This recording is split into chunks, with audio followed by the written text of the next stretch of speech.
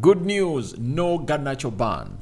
No Garnacho ban. The FA is going to have to obviously release a statement as far as their final verdict onto their investigations into the two gorillas that Alejandro Garnacho put onto the photo of Harry Maguire and Andre Onana after Andre Onana saved the penalty against Copenhagen that gifted United a 1-0 win against Copenhagen, a team that we are playing today in Denmark. Good morning, guys. How are you and where are you watching us from? Smash the like button, comment and share. If you're already watching us for the very first time, endeavor to subscribe to this channel so as not to miss out on stories that we do upload in here on a daily. It's really great to have you here, and I feel obliged to state that you guys are really waking up. And whoever's gonna hate to wake up this morning, thank God for the gift of life. And the Muslims, thank Allah because He's the one responsible for everything that's gonna hate to go your way. Let's see close to how many likes smash this video. 200 likes, smash this video. Eriksen is gonna hate to counter the manager of Copenhagen, who came out and alleged that the atmosphere of their stadium is really 100 times better than the atmosphere at Old Trafford. Eriksen, who is a born and bred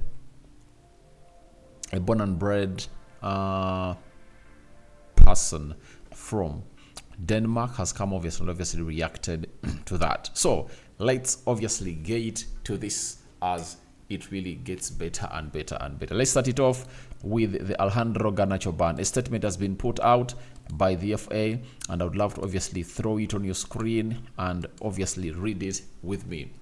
The FA spokesperson, he has said, "We have concluded an investigation in relation to a recent post on Alejandro Garnacho's social media.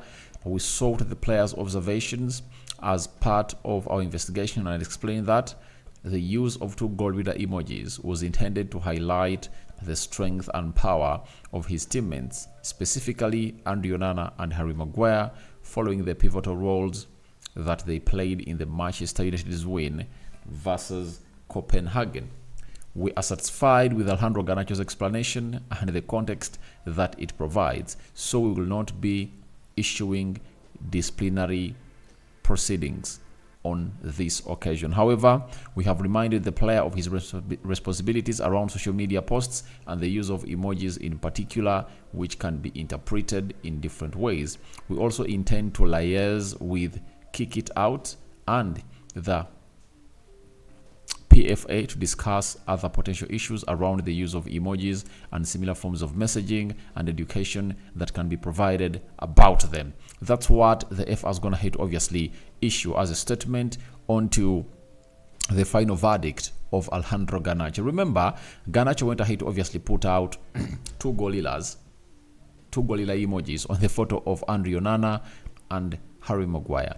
Then after, he deleted that because the people had perceived it badly, because they thought that those were racist remarks. But Andre Onana, who was referred to as the offended, came out and obviously put out a very good story on his Instagram, and he dismissed all the allegations that the FA was trying to obviously put onto Alejandro Garnacho, and he said, "It's me who knows what Garnacho meant, and don't pretend that you decide how I'm offended." And I think that explanation came out and obviously gave us the best of the thought, because they're inclining it to that guy, and obviously it never really made sense. Never did it make sense at all, and it never obviously gave us United fans good feelings. But finally, the ban is over.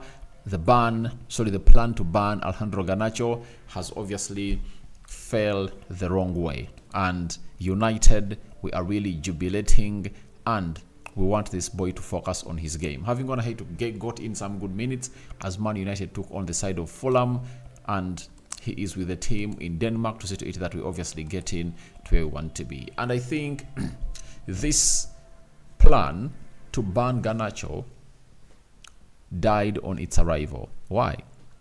The two people involved, that is Garnacho and Andre Onana, came out and really gave the FA a very good explanation, and they are trying to really throw a dig at the player that he put in racist remarks. But Andre Onana obviously came out and told them that, don't you have other better things to do? Because racism it's not you to obviously come out and really interpret racism.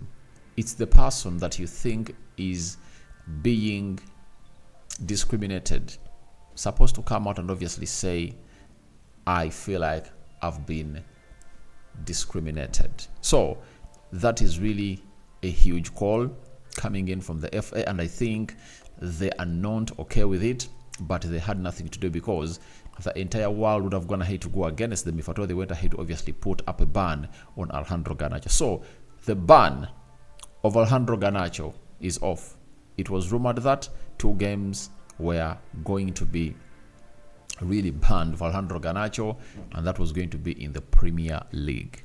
So Alejandro Garnacho is now a free man, free father, after welcoming a newly born child with a girlfriend. So at 19 years of age, he's obviously firing in all cylinders at the club of Man United, and good thing is that he's going to continue really playing his game well at the club of Man United. Now let's leave Garnacho there and see whether it's going to start today or not, but Rashford is in there and the manager believes that it's obviously going to go on as planned. Now, Erik ten Hag has talked about the hostile atmosphere of Copenhagen Stadium, and he really had the following to say. Hostile atmosphere, I'm looking forward to it. The team has experienced hostile environments like Barcelona last year. We can perform well and get good results. Obviously, if we went ahead and performed well at a side that had close to 100,000 people on the field of play, then how come them raise that hostile environment? I think it doesn't add up. This stadium capacity is close to, is it 37,000 people? It's like half of the crowd at Old Trafford. So these players have been obviously experiencing hostile environments. The other hostile environment that Ten Hag is not going to talk about was that of Sevilla, But I think he pointed out that of Barcelona because we managed to get a result, and that of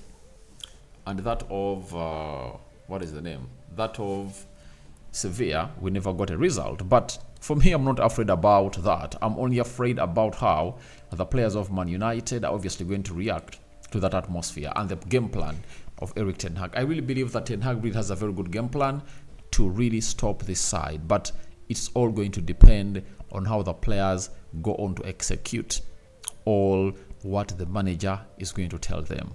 That atmosphere is not something to fear about, but it's really one of those that you have to respect that they're at home, because we might be having only like 5,000 fans, in Denmark, and they won't be having close to 33,000. But I think we can obviously put up a show that side. And if at all we keep it tight at the back with the return of Rafael Varane, I think they have no reason to obviously get even a point, because all we need are 3 points. I've been reiterating this, that all we need are 3 points. And the moment we see those 3 points come to the club of Man United, then we will obviously return and play against Luton, bag those 3 points at Old Trafford, go to the international break, and I think the fever of sacking Erik ten Hag as being portrayed by some media houses, yet it's not even under consideration by the board of Man United, will obviously chill. That is it. People always put out statements to see to it that they obviously get clicks. Your editor can tell you that, please, we want a story about Erik ten Hag that is all about his sacking because we need to get clicks. That is it. Then they get a very attractive title, they plant it there, and they come up with their 2, 4, 5 paragraphs about the title they obviously made up. So all what we need is a win, because when we don't win at Copenhagen, do you know what's going to happen? They're going to say that the club is really willing to obviously sack Erik ten Hag because they believe the new manager bounce will help the team win the remaining 2 games, to see to it that they obviously take them through to the next stage of the Champions League. When we perform badly in the Premier League, Or they'll say the club is afraid that they might not qualify for the Champions League season of 2024-2025, and that's why if Ten Hag does not turn around things, he's going to get sacked. So no one is going to see this guy sacked. That is it. He's here, and he has gone ahead to prove very many people wrong, and he's still proving very many people wrong with his performances, with lots of players out, but he's obviously trying to obviously put it to his control and is winning his games. Then Christian Eriksen on Copenhagen's manager comments. You know, the manager came out and said that the atmosphere is 100 times better than that of Old Trafford at the stadium where United is going to play. That is at the Parken Stadium. And Eriksen said, I expect a great atmosphere at Parken, but to say it's 100 times better than Old Trafford, I'm not sure about that. The only thing that matters to us is the 3 points. We have to put ourselves in a position to pass. So, you know, some managers come out, obviously say certain things to obviously burden their players. But I don't think so. I don't see it working that way. It's not obviously going to really be a hostile environment, because the atmosphere at that stadium is not all that a threat to the players of Manchester United. If it was the Galatasaray manager, because they have a stadium that capacity is close to 60,000 people, and they've gone ahead to obviously use it to obviously beat very many teams there, I would have gone ahead to say yes. And by the way, after the international break, when you're going to play out at Galatasaray, I anticipate such a question to be asked to Erik ten Hag. Sorry about it. But all what matters is what you offer on the field of play. If you offer better and you really mind your game, because it's not going to be the first time these players are going to be playing away from home. In the Premier League, they play away from home 19 times. You know?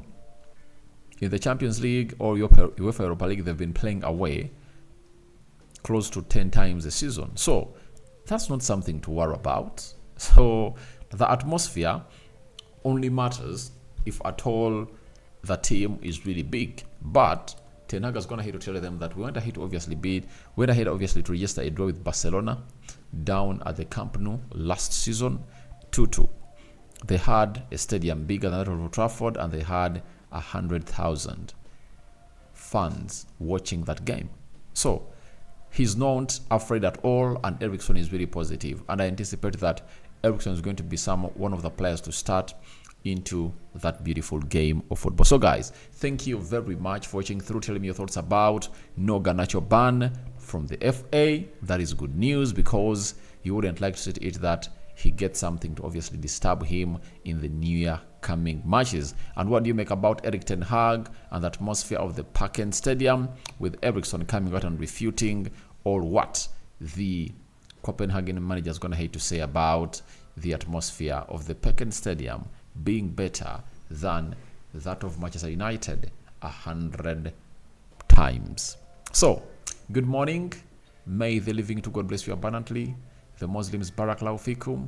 Rokan David signs out for now. See you later with more stories coming in on the day.